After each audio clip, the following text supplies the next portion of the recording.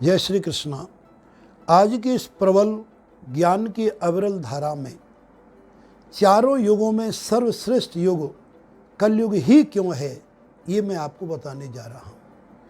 कलयुग की बुराई प्राय करके सभी लोग करते हैं कि घोर कलयुग है, ऐसा अनर्थ हो रहा है, ये पाप हो रहा है, ये अत्याचार हो रहा है और ये गलत से गलत हो रहा है। ये सब के मुख से आपने सुना होगा और प्राय ऐसा देखने में भी आता है। किंतु कलयुग जैसा युग दूसरा नहीं है।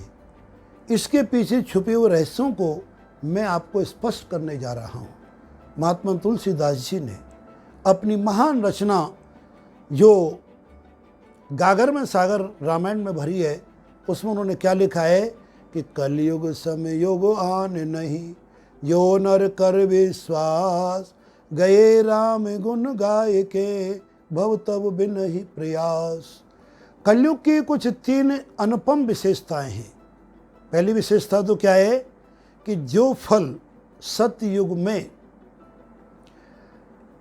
तप करने से मिलता था, जो फल द्वापर में यज्ञ करने से होता था और जो फल त्रेता में दान करने से होता था, वही फल कलयुग में केवल एक बार मात्र राम नाम या नारायण या किसी भगवान के नाम लेने मात्र से हो जाता है। तो प्रथम एक विशेषता यह है कि यहाँ पर राम नाम की विशेषता है।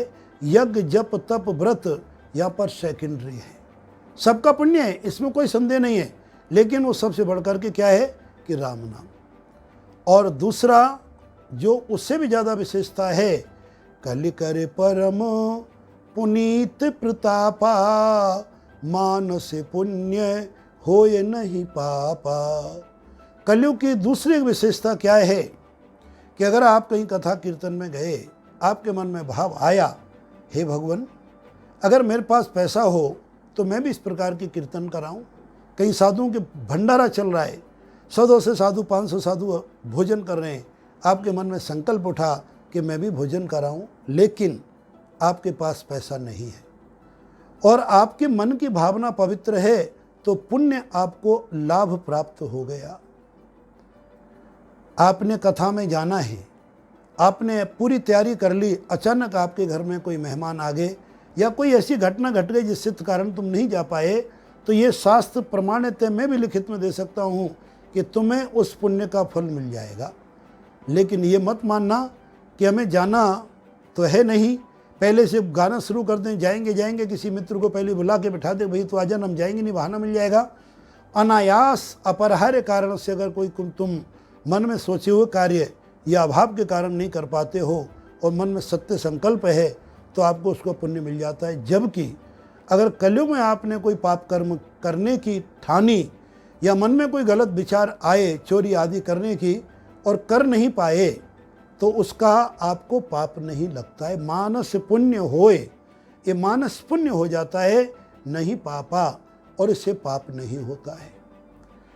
और तीसरी जो विशेषता है कि कलयुग में जो सर्वोपरि है, जो सर्वोत्तम है, वो हमारा मानव सेवा, जीव सेवा, वृक्ष सेवा, सनातन सेवा, सेवा का जो धर्म है, मात्र सेवा धर्म से और हमारे जीवन की संपूर्ण चीज़ें और हमारे जीवन को तार देती है।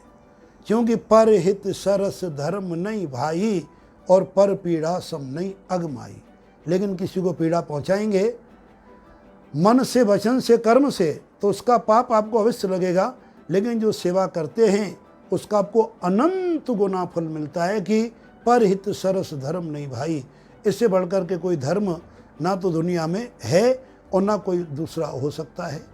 अतः आप सबसे और ये हमारा आग्रह है कि कलयुग की महत्वता को समझें, अच्छे कर्मों के लिए संकल्प करने का प्रयत्न करें और बुरे कर्मों से बचें और कभी कलयुग की बुराई ना करें।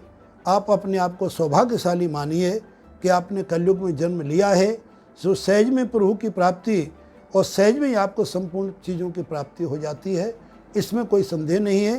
कलयुग में यद्यपि दान का भी महत्व है, वो अपनी श्रद्धा पर आधारित है, लेकिन अगर कलयुग में कोई अपने सत्य के पथ पर चलता है तो जीवन में और भी उसको महानता मिलती है।